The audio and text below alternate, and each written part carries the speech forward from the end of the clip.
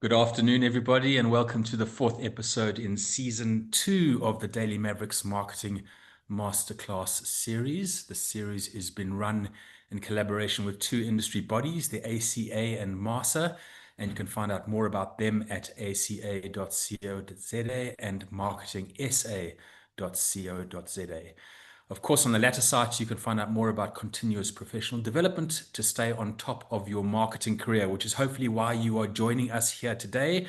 No matter whether you are a CMO or whether you are starting out, this is a great place to find out more about the professional practice of marketing. We've had great feedback on our 3 episodes thus far in 2025, and if you'd like to catch up on these, you can find out more and see review those and see the recordings at events.dailymaverick.co.za. I'm David, and I'm usually joined by my colleague Khaya, but we've banished him to another room because he is coughing very loudly and could cause a bit of a disturbance, but he's also lost his voice, so that doesn't help in a session like this.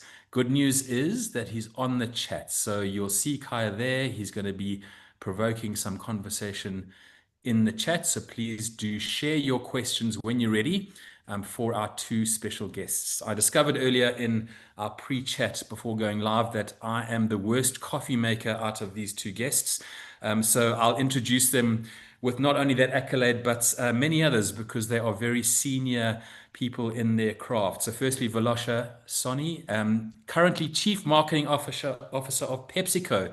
And prior to this, Vilosha was the Managing Director for Home and Personal Care, as well as Baby Care at Tiger. So very much a business professional, as well as a marketing professional. Marketing Manager at AB InBev for 5.5 years, and also roles at Nestle and Unilever. So all the big guns, hey, Vilosha. We can safely say that she has extensive experience in building brands and businesses, and has formal qualifications which include a trifecta, can you believe it? An MBA, BSc, Chemical Engineering, and a BCom Honours in Economics. Vilosha is also a board member of the Marketing Association of South Africa. So welcome, Vilosha. Thank you for joining us. Thank you, David. Lovely to be here. Next is Stina van Rooyen. Stina is the head of brand at Kantar South Africa Insights Division. Stina has been in this role for almost 7 years, and prior to that was at Millward Brown for 18 years. And for those of you that don't know, Millward Brown was acquired by Kantar. So you've been in the family for a long time there, Stina. She has a master's degree in communications and African languages, as well as a mini MBA in brand management, along with many licenses and certifications in this field. She's a person who leads the very well-known Brand Z study for Kantar in South Africa, which means she basically sees inside pretty much every brand in the country. So we're very lucky to have Stina here to talk about her experience in that regard. She's very passionate about helping companies improve their brand performance in the marketplace. Welcome, Stina. Thanks, David. Hello, everyone. Right. Now, we have to say we're very grateful to both of our guests, because they're providing a service to the industry and being here today, doing that and giving up their time to speak with us. And while we're chatting amongst ourselves, please, as I mentioned earlier, pop your questions in the chat. This is a very interesting topic. It's called Building Brand Power. And I think, and I'm sure, out of the 500 or so people in the audience, we're going to get some really interesting questions. So to reiterate, the topic today is building brand power. And we're going to talk about how developing and managing your brand power is a valuable strategic lever for business growth, particularly in this age of all that noise out there, price sensitivity, and often a lot of consumer distrust, which is obviously different in different categories, but it is there. We know that it's there. We all know that the ultimate objective of marketing is to create preference for our products and services, and to drive revenue and profitability, right? But to do that, we need to influence consumer behavior, and to do that, we need a strong brand. But in our boardrooms every day, we hear all these different terms, be it brand value, brand equity, brand health, as well as the term we're discussing today called brand power. And they're related concepts and constructs, but they're not exactly the same. So I think it's probably the right thing to do to start with you, Stina. Let's ask you to, as the expert in this area, to define for us what brand power actually is, And to describe a little bit about it, because I see on some of your communication, you describe it as the secret sauce to success. I'd love to know a little bit more about what you mean by that. Thanks, David. Yes, even when you and I were prepping for the session, we said, but what do you understand by brand power? And then what is your definition? And we do find that people use brand health, brand power, brand equity very interchangeably. Yeah.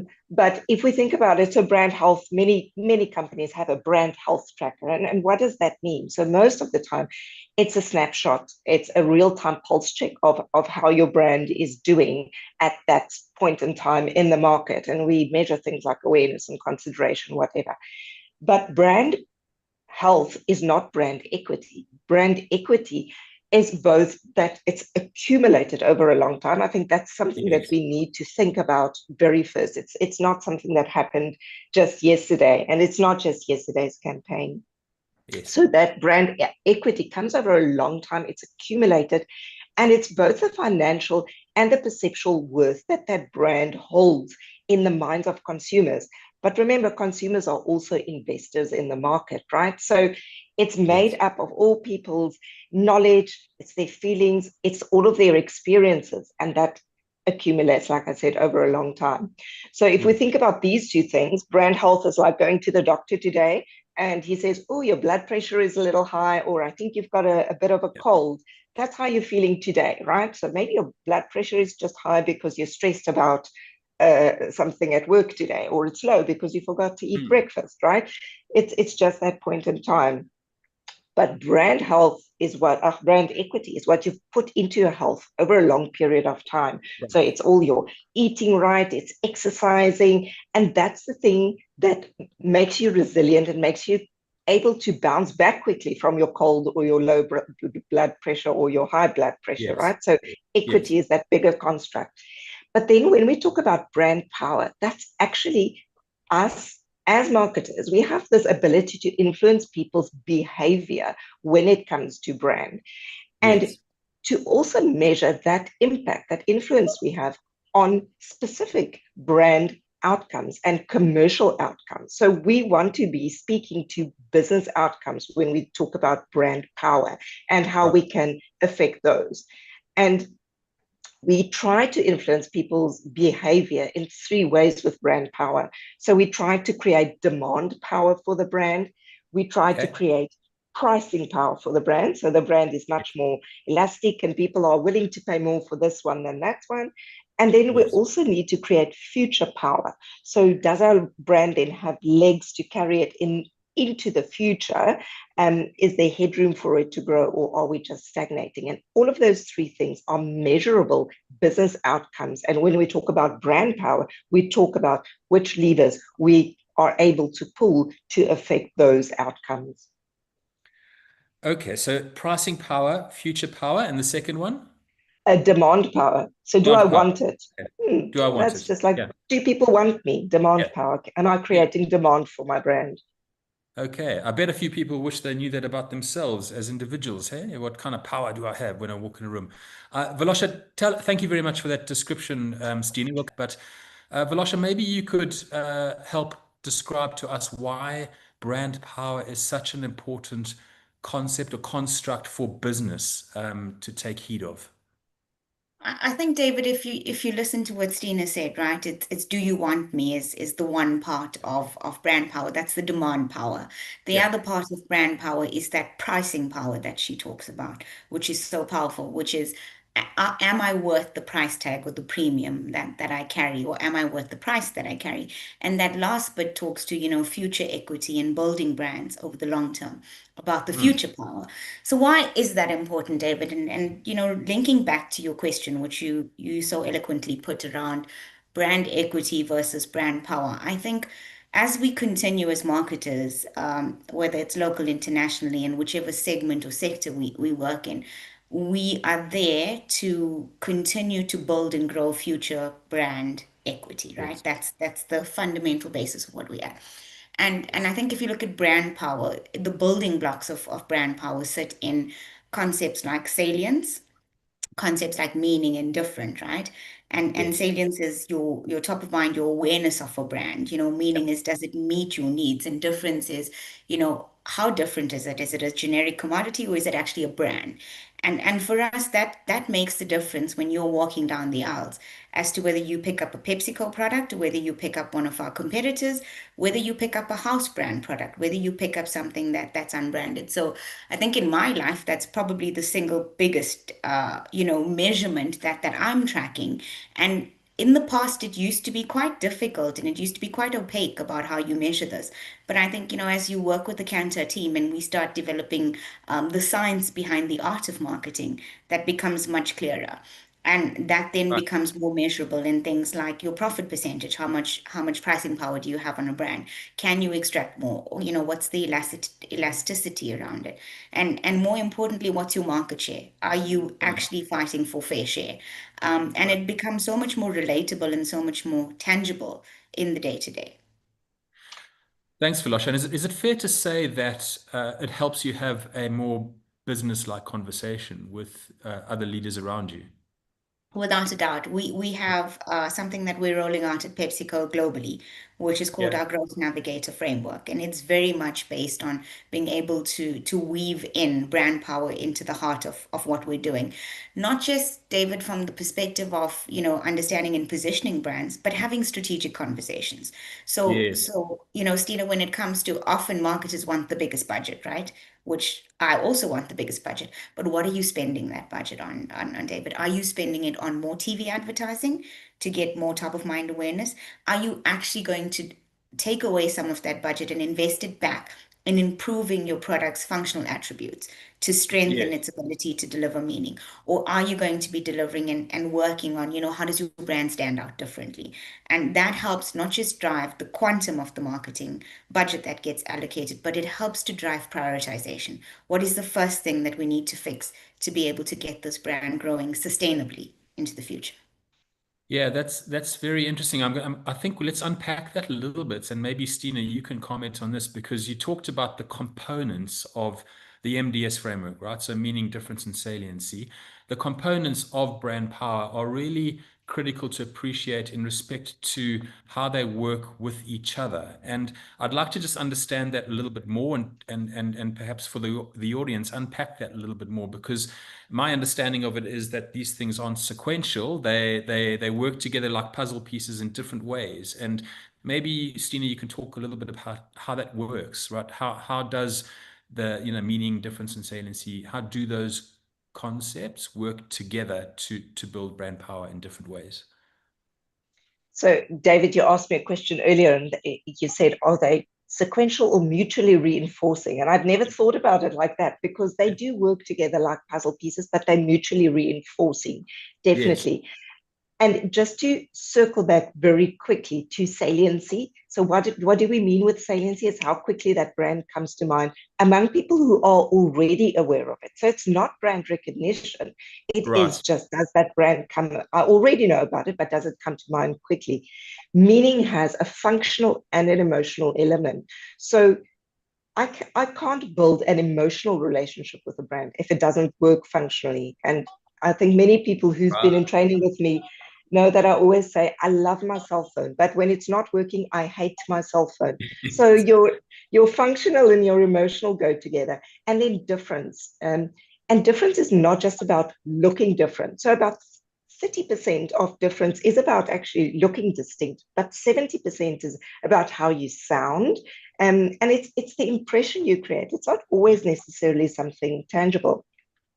So everybody knows that that mental availability, that salience, it's Yes. long been claimed as a driver of growth in marketing. But it is not just coming to mind that matters, it's what comes to mind. Yeah. And when we say what comes to mind, you can't just be different. I always say, if you're just different, you're weird, right? You need to be different with relevance or meaning to me. So if you show up Yes. and you're different, I need some context around that difference. So for brands, if they start with meaningful difference, then they amplify their salience and then they grow well. You Okay. can still grow just by having meaningful salience. You don't necessarily always have to be different. You can still get volumes with meaningful salience. Um, But all of these things work together depending on what you're trying to achieve. For pricing power, you definitely need difference. You need meaningful difference.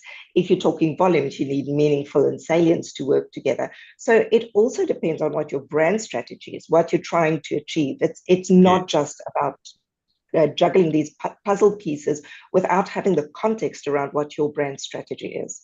Right. So we need to understand the state of the brand and what levers we can pull to do the job we want to do, right? So Exactly. I think your point is really well made that there's no point in putting effort and money behind building more salience when you don't have the meaning and difference correct, right? So am I correct in saying that? Absolutely. So, Okay. so we've seen brands in the past with high salience, but if you're not Yes. relevant anymore, you know, Yeah. I know it's like Liz Taylor. Somebody said to me the other day, who's that? So her salience is clearly gone as well. But Yeah. I know about this thing, but it's not relevant to me. Yes. Yes. Okay, thank you, Stina.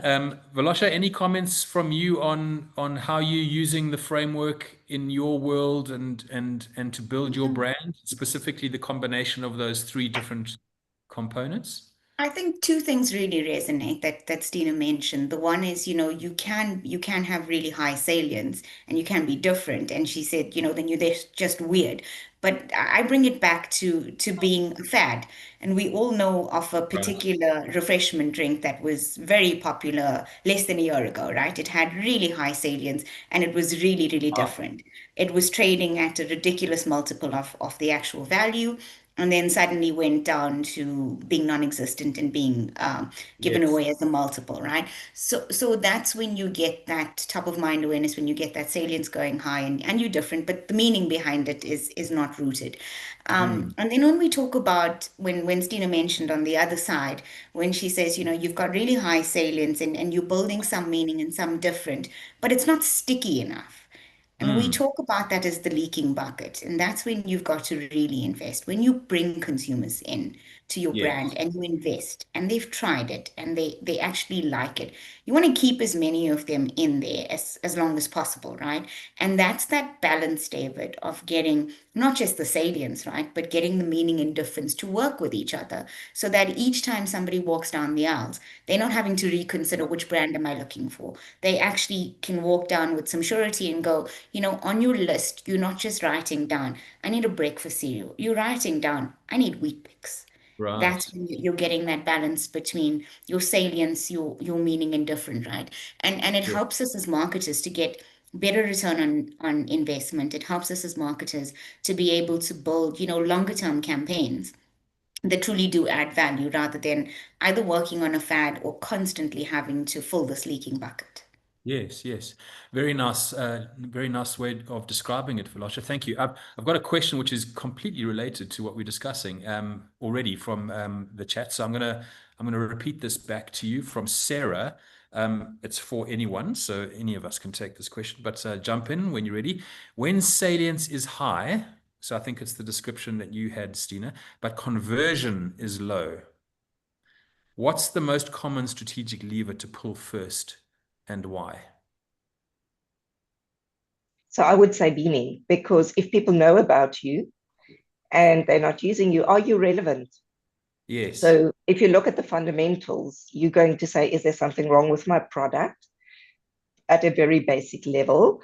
Yes. And then you can build on that and say, is there something wrong with my product experience? Is Yes. there enough exposure? Yes. Am I talking to people enough? But I would start with meaning because, if you're not relevant, people can know about you, but they're just going to screen you out. Yes. And meaning specifically is talking about meeting people's needs at both the functional and an emotional level. Am I correct in saying Mm-hmm. that? Yes. Okay. Great. And Great. and David, if I had to build on what Stina's talking about, so meeting people's needs at a functional and emotional level, Yeah. before you get to that functional level, it needs to be accessible. and available. I think Right. sometimes we also have very high, awareness of something. And when you actually reach out to be able to purchase it or decide that you're wanting to consider it, suddenly you realize there's some barriers to accessing that product or Yeah. service. So that's one of the other things that could be something, you look at when you're looking to convert some of that into what's the barriers of people reaching your product as well. Yes, yes, absolutely. Okay, so let's talk a little bit more about practical examples of these things. I mean, it would be nice for people to hear because they can relate to brands that they might come across or consume themselves every day. I mean, what's a brand, and Stina, maybe you can jump in here because of your kind of brandsy work and you've got like a full view of the entire marketplace. What's a brand with fantastic meaning? Or great difference, or the best salience that you've ever come across? Tell us give us a few examples of those kinds of brands. So one of my favorite examples to use with meaning difference and salience and the different levers to pull is Yeah. actually checkers. And I think Okay. many of us are just shaking our heads at those cowboys going on, and they're just like, they can't put a foot wrong, right?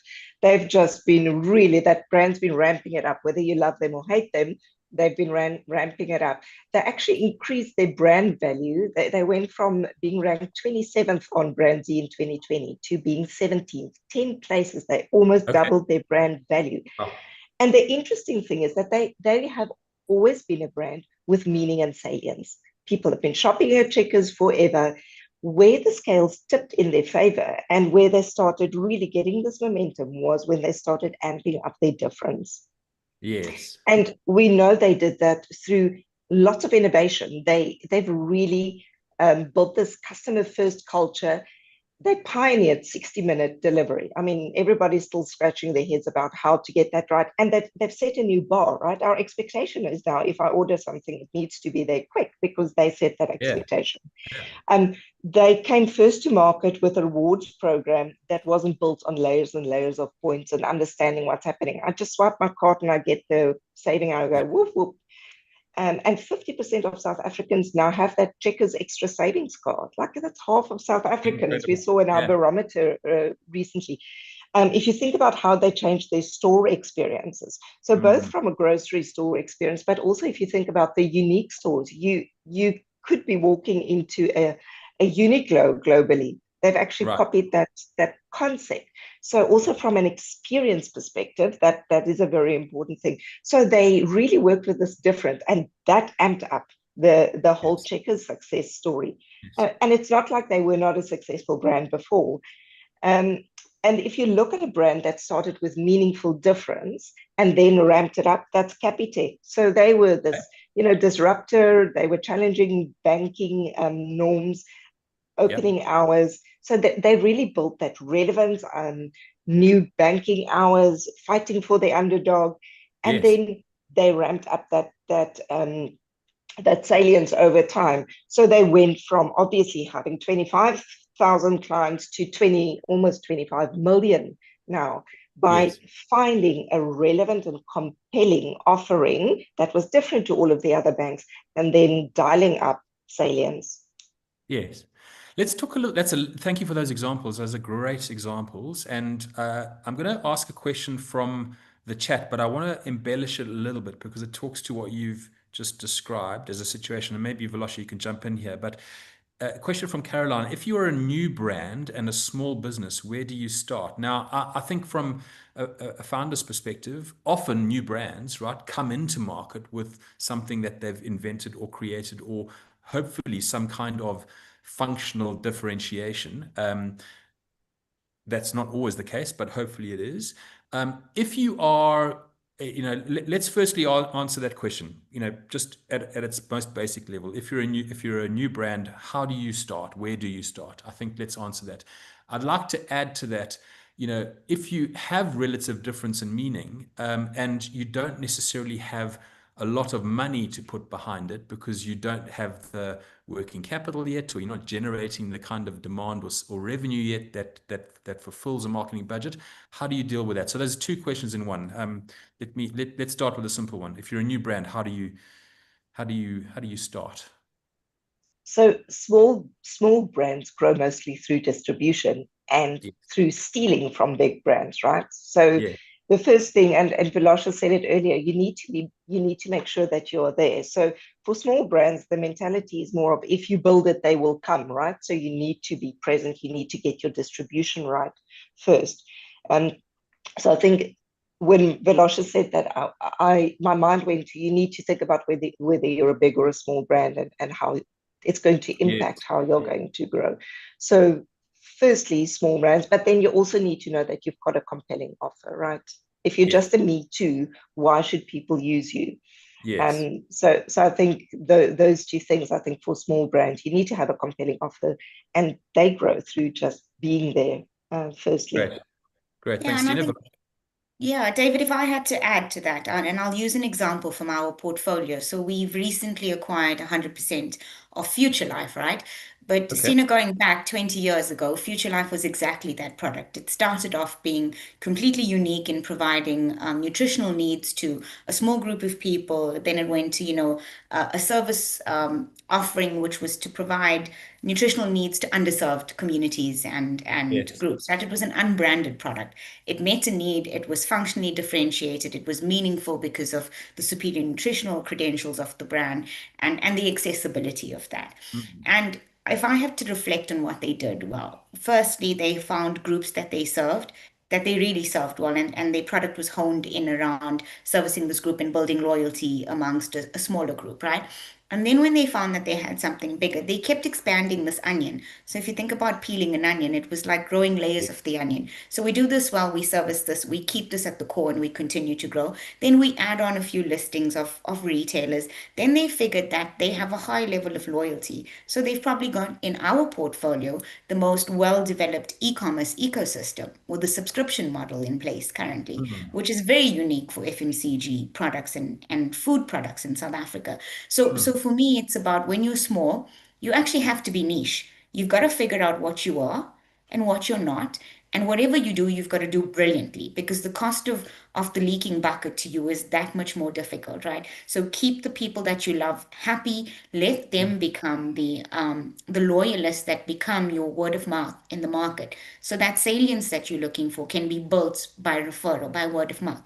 And then you keep as you get the cash flow, as you get the available resources, you expand responsibly, but do it and Yes. do it well. And to Stina's point, as a small brand, you're likely going to steal from an existing consumer product that exists out there, and people are going to substitute what they're currently using to you. So be specific, be niche, be targeted, be clear about what you are, what you're not, and then go hard at it.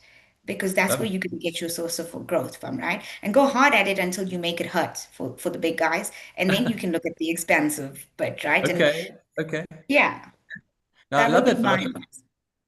I really love the way you've described the kind of really step-by-step process there. But the most important thing for me, which we often people overlook, is to be incredibly clear about who you're for and who you're not for, right? Because if you want to measure brand power, you can't just measure it against everybody, right? Am I right? You know, you have to be clear around this is my market.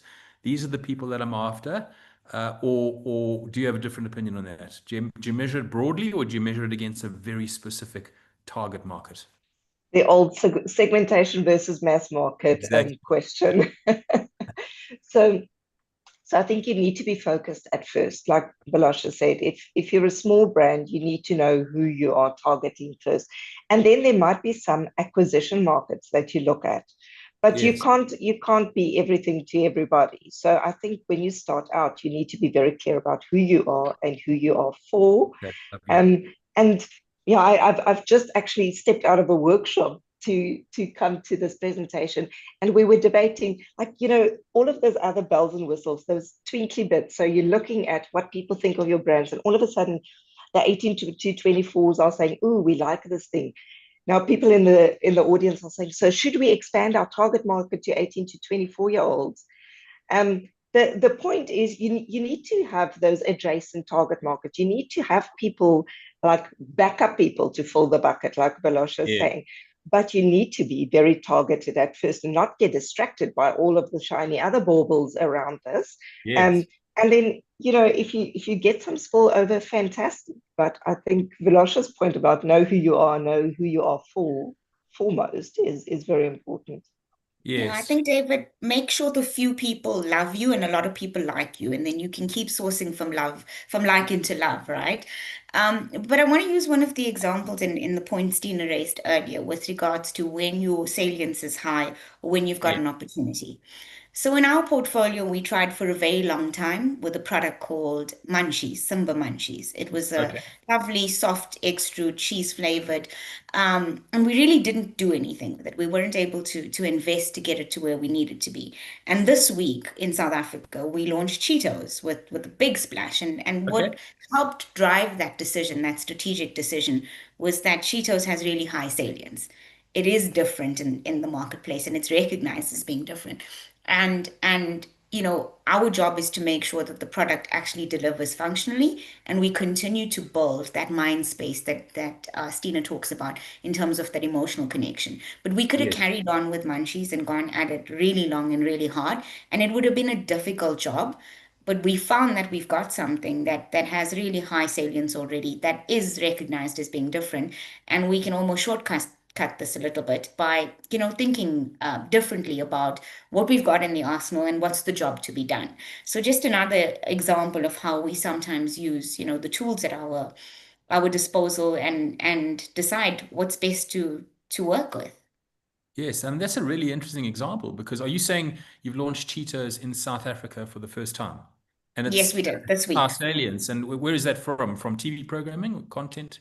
It's from international brands, so no longer are borders, just Yeah. tied in, and we can go back to the beverage drink we spoke about. A lot of that was driven from an international, Yes. American-based Yes. audience on YouTube. So we all travel internationally. We see the apparel, we eat it when we're out the country. We watch the advertising. We might even have some of the merch that we purchase because it's a cool brand, and that residual awareness that the brand has been a huge play into why we actually chose to launch Yes. in South Africa. Okay. Sounds like it's going to be a big success. We're going to watch that with great interest. I've Let's got hope. I've got two questions in front of me, which I'd like to ask. Maybe sticking with the small brand question first, or the startup question first, and then I'll go to the other one. From Ntando, how can a startup assess if things making their brand stand out are also the things that are driving relevance and growth? How do you put your finger on what is actually making you relevant and driving your growth? Tina, do you want to go on this one?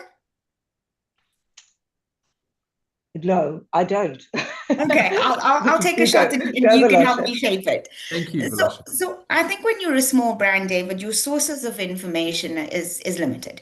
So, Yeah. you won't have the likes of Stina and her wonderful team at Cantor to break it down and show you the graphs and plot you relative to that. But what you do have is you have a customer base, you have the ability, if you're a product, you have the ability to walk the shelves, you have the Yes. ability to use the team that you're using to develop your product to benchmark where you actually are. And if you benchmark, I think we all, David, kind of know whether we have a superior product or not, right? Yeah. Because we're in the industry, we know the industry, we know what the markers of quality are in that space. But if you're a service, then you have the ability to survey your client base and you have the Mhm. ability to get first party data and information back Yes. from those people. But you also have the ability to go experience your competitor service or product in the same way and go, okay, so if I bank with Capitec, what am I not getting from banking with Right. Investec? Is it worth investing? Or if I bank with Investec, what am I willing to forego if I want to go to Capitec? And it's not that I bank with either, so I'm not able to, compare them. But you're Yeah. able to do a lot of that if one, you remain objective and not biased to your product or service. And two, if you're really open-minded about, what will it take to be able to improve your product or service. And I think a lot of that sits in benchmarking that you can do yourself with your small team, walking Yes. shelves. The world of the internet today and AI is such that you can ask anything and get a response from it. But that's information. You need to Yes. take, or data, you need to take that from information into an insight, then test that insight against your target market and find where the stickiness lies. So a lot of it in those early days is getting good quality insights, which you drive through what's available around you, and then the test for stickiness to go, oh, if enough people are telling me that this is something great, then maybe I need to go for it. But you also have a gut Yeah, as an entrepreneur about, what you are, what you can do, that you yeah. rely on in those early days.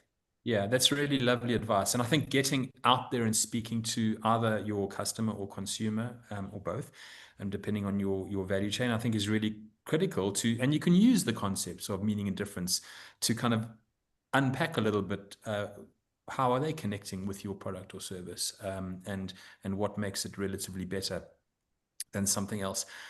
Here's another one, question from the chat, which is really interesting. Actually, it's about well, B2B, I would think, because highly regulated medical industry, the pharmaceutical industry. How do you amplify brand power in medical marketing? Assume high regulation. So, I mean, I think from I guess, a scheduled drug perspective, that is a really difficult question to answer, although there's very kind of direct doctor-based relationships and obviously communication that goes along with that. But Stina, do you have a view on that? I mean, you must look at pharmaceuticals as a category as well in Brand Z. So not as much as you would imagine. So we've tracked over the counter before, and in previous Right. lives I have worked with a medical profession, but also a lot of our clients, like Nestle. If you've got growing up milk, you're allowed Yes. to say certain things and Baby not food. other things. Yeah. Um, Even scheduled medicine, I've seen these days they're advertising it under the banner of the brand, and then say, ask your pharmacist about this. Yes. So there, I think those the relationship, so medical reps or relationship with it's like an Yeah. intermediated business. If you think Yes. about even financial services, where you have Yes. brokers and intermediaries, so you need to then focus a lot of that effort on the intermediary, the person who's going to be your spokesperson. Yes. And I think then it becomes a lot more about relationship building, but also it's kind of a different it's a different kettle of fish, because you are going to have much more like clinical proof, and Right. it's I think less about Evidence. the emotion and more about the function. Yes. Yeah. Yes. Absolutely. Great answer. David, if I could add my 2 cents worth to Yes. that. So having limited experience with non-scheduled drugs in the baby business at Tiger, I would almost use the analogy of you've almost got to do influencer marketing, right? Because your Right. doctors and your clinical practitioners become your influencers to access the preferred drug in that case. So I always try to bring it back to what I'm used to. You go to people that you know, that you trust, and you know this solves a problem. But Yeah. also what I've noticed in scheduled drugs is it's not about the drug, it's not about the active molecule, etc. It's about the benefit. So how do you sell the benefit, and how do you bring whatever the comparative advantage in a certain drug is into a user-friendly, easy to understand way, so that, when the consumer starts to go, oh, I have a migraine, or I have Yeah. a toothache, that yours is the first brand because you've made it so easy to understand what Yes. that active benefit is, that you become synonymous with something. Yes. And that's almost the shortcut to go, you've got a toothache, you reach for that. You've got a headache, you reach for that. You've got a backache, or you've got skin inflammation, those types of things. So I think, again, it's about being very single-minded about who you're going after, being clear about what that benefit is, and decoding and demystifying some of the very technical compounding stuff that happens in the back of the pharmacy into a way that a consumer can understand, so that to Stina's point, that salience sits high, and it almost becomes the thing that drives, oh, I want this one. Yes. And you ask for it by name if you can, if Yes. it's non-scheduled. But if it's a prescription piece, then, you spend the time on the ground to sell Yes. in the benefits to the influencers, so that it gets Yes. to them. Yes. And I love the idea, just metaphorically, of creating new filing cabinets in people's heads, right? The mental framework that you're talking about. So that it's not just opening one particular filing drawer, but there are many other ways in to your particular category and brand. Lovely. All right. Norma has a question. This is a very interesting question. How do you keep meaning and salience in the ever-changing Gen Z landscape? I assume she means alive or high, without losing your brand positioning. So I guess that talks to lots of choice and lots of change and ever increasing trends in fashion and different things to follow, like so much that's out there. How would you answer that, Stina? That's a very interesting point and something that's very topical at the moment, cultural relevance, right? Yep. So, how do you stay culturally relevant? So, you need to stay ahead of the pack. You need to really understand what the cultural zeitgeist is in order to tap into that. So, yes, I think that that has become a real challenge. But another one of my favorite brands, if you look, you need to firstly know who you are, right? And if you look at Yes. a brand like Savannah, so Yep. Savannah is dry, but you can drink it, and it taps into this dry humor. And it has been doing so consistently for as long as I can remember. Now, if you think back to the 90s, who was the Savannah icon? It was Barry Hilton. Are we Right. still stuck on Barry Hilton? No. So your execution and your Okay. symbols will change over time. So you can adapt and you can evolve and you need to.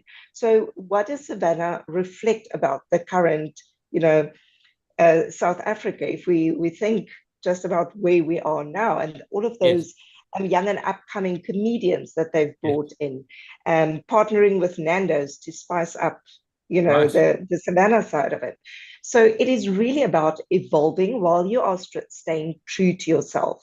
Yes. So you need to understand the current cultural relevance. You need to understand what the gens, what's making them tick, but you also need to stay true to yourself and adapt through what you know you are. Yes, yes, and that core positioning, as you described, dry cider laddering up to kind of dry humor as functional to emotional is a really clear construct that hasn't changed, but the kind of actors around that have, in respect to how they engage with the consumer uh, audience. Vilash, I'd love your commentary on this because you've got some amazing brands in your portfolio, and you must have lots of stories about how you connect well with the consumer market, using those brands and using their power actually to leverage kind of incremental engagement or new, kind of rapid growth into different target market segments. Can you tell us a little bit about some of those? Yeah, I think, and I'm not sure if it was Norma who asked the question, but Norma, the difficulty with an evolving marketing space, right? So I'm in my job for 15 months. You just want to make sure that the person who comes in doesn't change everything every few months or every few Yeah. years so that it becomes unrecognizable. We've built brand equity and positioning over a very long period of time. I'm on a mission to make sure, David, that the positioning of our brands are solidified and codified. And Okay. we have actually stopped a lot of the work that we'd be doing downstream in terms of developing advertising and spending Yes. some of that time to codify our brand positioning. So that codification comes in not just with regards to, what's the brand positioning, but the big creative platform idea, the thing Right. that can stand the test of time, right? To quote one of those, and that you can keep generating. And I talk about freshly consistent work off. So Okay. it doesn't matter that it has a different expression or it's evolved over time, but it still gives you the same message, the same look and feel. And if I use one of the brands that we have, Simba Rose with flavor, right? It's always roared with flavor. It's there.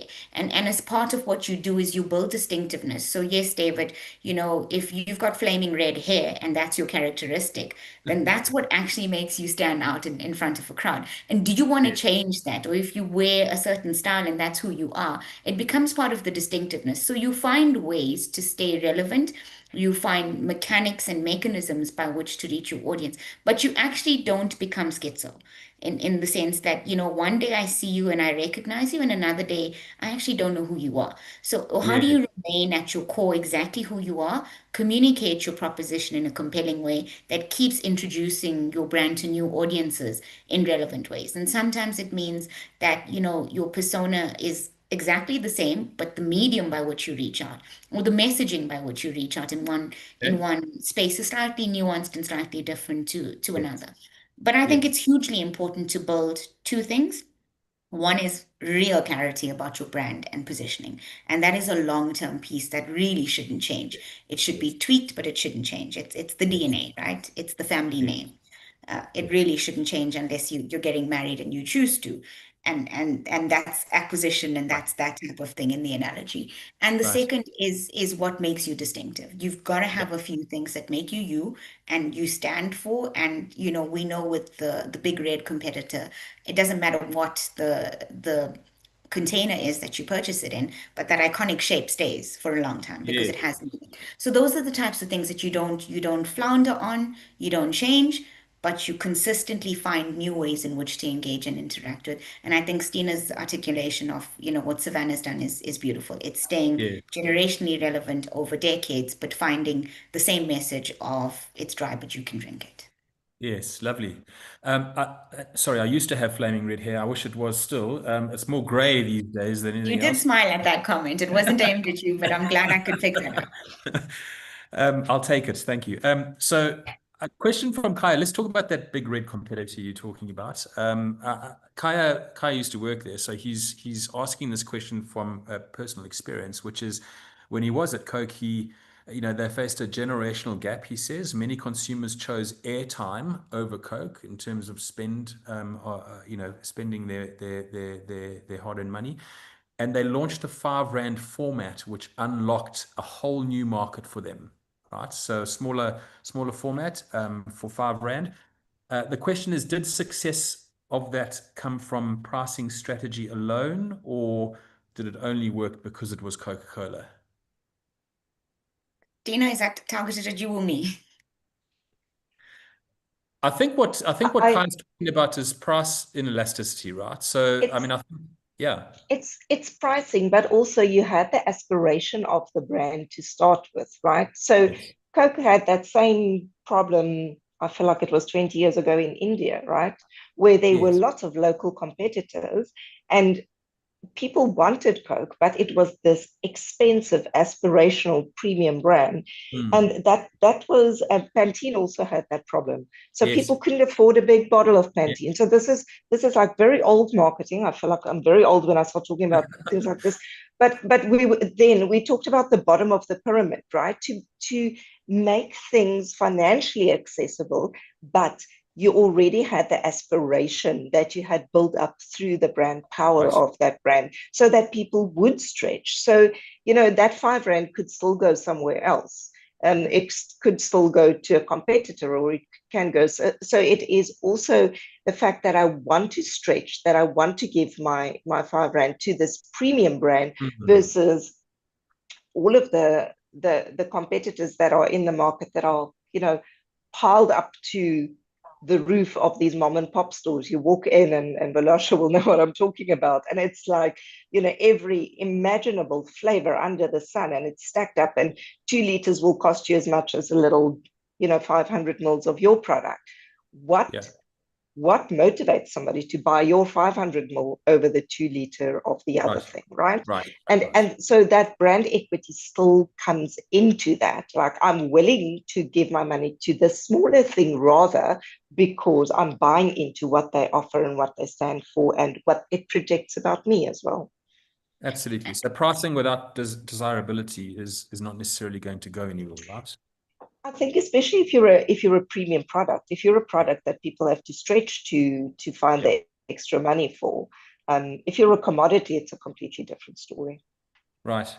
Yeah. And so we talk about price inelasticity because what that means is that no matter if the price varies, the demand stays stable, right? So that helps with premiumization, and it helps with commanding a price premium above and beyond what competitors can. Does that make sense? Am I saying that Yes. correct? Yeah. Yeah. Great. Okay, so let's take a question from Sarah, who says brand power could present as stable, but in an age of volatility, how quickly can a strong brand lose or gain its advantage? That's an interesting question. Have we seen any disasters when it comes to brand power and I guess mismanaging brands in respect to their brand power? Yeah, a lot. I think, David, the one thing on the previous question that is important is pack price architecture, right? So Yes. as markets move and as the product becomes inaccessible because you reach a pricing barrier, in that case, it's the coinage a five rand, which most people would have accessible. It's ensuring that the brand continues to also keep recruiting. So if you become Right. so expensive, you've got a much narrower funnel at the top because fewer people are entering. And it's an Yes. important part of the recruitment strategy to stay relevant for the next generation. If we keep, only targeting just people already there, then we're not going to build that future power that Stina spoke about in terms of being able to have this brand become enduring into the future. So it is a really Yeah. important part for me on the portfolios that I work in, is that we don't just trade on equity built by marketers before us, but we actually build equity with the current generation of who we're servicing. To answer your question, I think I'll go back a little while to talk about the Nokia, BlackBerry, Apple Yes. revolution happened, right? So there's something where a brand lost its meaning. It no longer was able to keep up in service, where a technological platform had come in to revolutionize something. And we can talk about telecom, and we can talk about a landline, which my kids don't know and wouldn't respond to if it rang somewhere. Um, because those technology disruptors are often sometimes Yeah. what causes a brand to become irrelevant if you're not keeping up. In the same way, if you've got an amazing competitor that comes in and just offers incredible value. So let's look at the Asian car market and what it's done to South Africa. South Yeah. Africa. That's another example. It's a disruptive force that comes in, it changes the competitive dynamics, and it can very quickly sap up all of the brand power and equity because it delivers on meaning. Yes, it may be different, and the pricing power is attainable, accessible. And then quickly you take that and you build it into, real credible brand power by now premiumizing and stretching and building in Yes. reliability and warranties, etc. So those are Yeah. probably the two top of mind examples that I could cite. Yeah, very nice. And to use your language, which I think you're very familiar with, that you have to decide when there is latency to renovate and when you have to innovate because you've hit the ceiling, right? Yeah. And Stina made the point about, staying relevant to each audience. So Yeah. what was accessible and desirable fashion to my mother is not to me and won't be to my daughter, right? That's a nice Yeah. example of going. A brand like Nike has endured through decades and keeps finding ways to become relevant to footwear that's accessible and desirable to that generation. So it's about finding the bits that you're going to keep and keep speaking to your new audience and understanding what they love about you and what they want to see. But it's tough as well because if you ask consumers, what would you like? And if Henry Ford did that, we just have faster horses. We'd never Yes. get to that next stage. So Yeah. sometimes you've got to take a leap and go, I can do this. I'm going to develop it. I'm going to prototype it. I'm going to put it in front of you and then let's see what you. So it's not just that incrementalist approach. It needs sometimes a radicalism to take us to that next frontier. Yes, and in fact, a brand which has done that recently globally, which I just want to mention here, is Tiffany's actually. So I don't know if you've seen the latest campaign, which is Not Your Mother's Tiffany's. Mm, Quite a yeah. brave move to kind of, I guess, reestablish itself amongst a younger target market. My Uh, husband's not around the corner, David. He should hear that. No, they did it very well. So the key though is like you need to make sure that the fundamentals are in place before you stretch, right? So yeah, I agree with Vilosha that failing to plan for the future, you can only stretch if your fundamentals are in place. And that right. ecosystem that she was talking about earlier, you can only build that ecosystem if you've got a solid foundation. Mm, So I definitely agree with, what destroys brand power. Like if you are staring at your navel and you're not aware of what's going on around you. And then also there's another trap because our consumers are so um, pressed at the moment. Their income needs to stretch so far. And as brands, we're so conscious of that. And price promotions can also erode your brand power because price in yes, itself is a signal of your quality and your brand. So right. everybody needs price promotions, but you need to manage that very well because you do not want to train your consumers to only buy when you are on discount. Then you are eroding your margins, you are eroding your brand equity, and you are going to destroy your brand power. You won't be able to stretch further. And Yes. if you think about the toilet paper wars in South Africa over the last few years, nobody wanted to pay more than 89.99 for 18 rolls, and nobody was prepared to stick their head. None of the Yeah. manufacturers wanted to stick their head out to take that first leap. And then when Baby Soft did it, everybody went, "Are you crazy? Now it's 159 rand. It's all, it's Yeah. double what we were used to pay." And then everybody else took the leap. So because they had trained their consumers that 18 rolls Yes. cost 89.99, and if Right. this brand is not on sale this week, then the next brand will be on sale the next week. So you need to be so careful about Yes. what you signal about your brand equity and your premium by being on promotion all the time. Great. Thank you, Stina. I'm going to just highlight that we are 5 minutes away from the end of the session. So I just want to ask one last question from the chat and then ask you while you're answering that, just to kind of leave the audience with any one piece of advice or recommendation you'd like them to kind of keep with them when it comes to managing brand power. And this is from Marie and Petunia. So they must be sitting together. And that's been paraphrased slightly because I think the question was slightly longer. But in this age of TikTok and influencers, how valuable is your website and social media presence in building brand power and relevance? Does that particular media channel, have a role to play in it? I think we partly answered that with the influencer point earlier, but maybe let me ask either one of you just to comment on that, and then leave the audience with just a parting shot, if you don't mind, on what they need to keep in mind. So regarding the website versus TikTok, you show up differently in different places and to different people. So your website has a different role to fulfill that will give you the credibility and the reach, but you can't show up on TikTok, with advertising. On TikTok, people are there for entertainment, and you need to bring content. Content. So a website still has a role to play, but if you're going to show up anywhere else, you need to adapt how you show up in all of those other channels to where you're showing up, not interrupting Okay. the party with, a Debbie Downer boring ad. If I'm on TikTok and I'm watching cute kittens dancing, I definitely don't want to be served a boring ad. So the Right. website has its place. Each channel has a different job to do, and you should understand that very well. My last little tip is um, that brand doesn't only live in marketing. And Vilash has talked so nicely about the business impact and the Yes. business metrics. And to make a case for investment, a brand is a company's biggest asset. And we need to talk business language and commercial impact when we're talking about brands, and not just emotion and all of the foo-foo stuff that the CFO and the CEO Yep. scream out. Not all companies buy into brands being valuable assets, and we need to start showing up and showing the value that a brand can bring to a company. Thank you, Stina.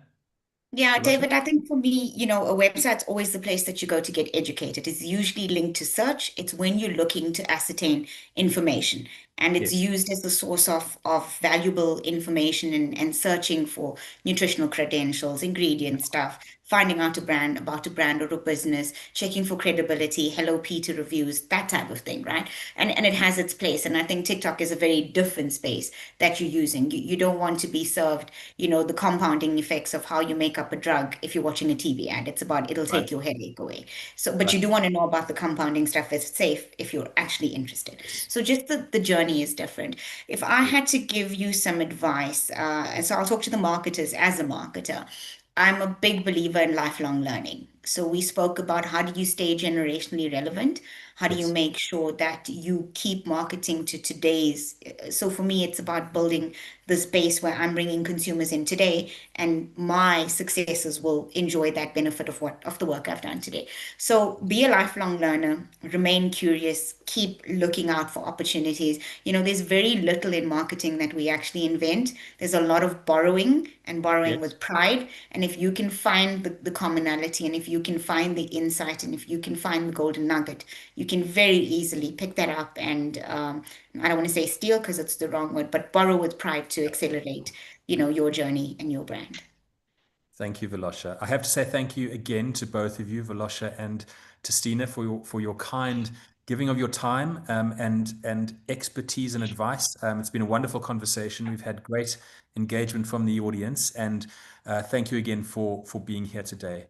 We look forward to seeing you at the next webinar, episode 5 on creating value perceptions. That's with Gugu Mthembu from Telkom and Janet Kinghorn, who's interestingly labeled herself a brand therapist. And that will be an interesting conversation that will happen on the 11th of September at 12:30, again on that Thursday, the 11th of September. We look forward to seeing you there. You can find out more about these events and sign up for them at events.dailymaverick.co.za.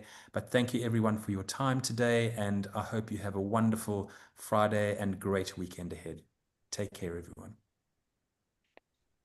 Bye bye now.